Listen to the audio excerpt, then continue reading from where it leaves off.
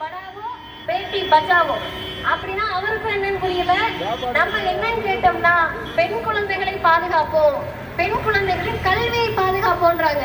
சரி, பெண் குழந்தைகளின் கல்வியை எங்கேயா பாதுகாத்தீங்கன்னு கேட்டா 70% ரூபாய் அந்த திட்டத்தில் விளம்பரத்திற்கு மட்டும் பிரதமர் மோடி அவர்களுடைய படம் அடங்கிய விளம்பரத்திற்கு மட்டும் செலவு செய்திருக்கிறார்கள்.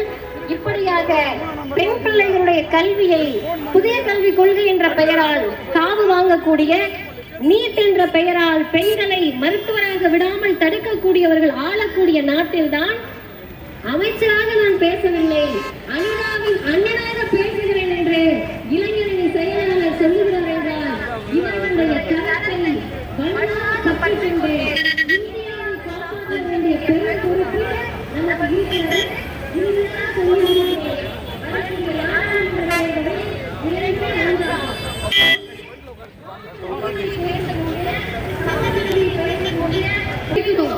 இடிக்கவா என்று அழைக்கிறது ஆரியம், படிக்க வைக்கிறது என்று அழைக்கிறது திராவிடம் என்று சொன்னார்.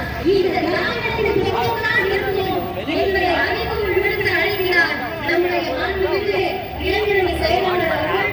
பேரறிஞர் அண்ணாவுக்கு பிறகு யாரை கேட்டாலும் அவரை என்ன சொல்லி அழைத்தாலும் சரி, எங்களுக்கு எப்போதும் உதயண்ணாதான் என்று சொல்லக்கூடிய இத்தனை இளைஞர்களும் எங்கள் கழக தலைவர் ஆசிரியர் சொல்லுவது போல அவர் 5G 5வது தலைமுறை என்பது மட்டுமல்ல, 5G வேகத்தில் செயல்படுகிறார். அவருடைய வேகத்திற்கு ஈடு கொடுப்போம். வாய்ப்புக்கு நன்றி, வணக்கம். மாநாடு வெல்லட்டும். வாழ்க பெரியார், வளர்க பகுத்தறிவு. மிக அற்புதமான முறை கல்வி உள்ளிட்டவற்றில் திராவிட இயக்கம் செய்தவற்றை பற்றி குறிப்பிட்டார்.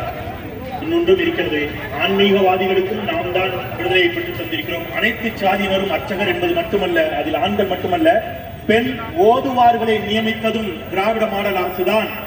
அந்த இடத்தில் அந்த ஓதுவார்கள் உள்ளபடியே தேவாரத்தையும் அவர்கள் திருவாசகத்தையும் ஓதிய போதுதான் உள்ளபடியே இறைவன் மகிழ்ந்திருப்பார். அதையும் செய்து காட்டியது இந்த திராவிட மாடல் அரசுதான். அடுத்ததாக தொண்டு செய்த பழுத்த பழம், தூய தாடி மார்பில் விழும், மண்டை சுரப்பை உலகுதான் மனக்குகை சிறுத்தையிடும், அவர்தான் பெரியார்.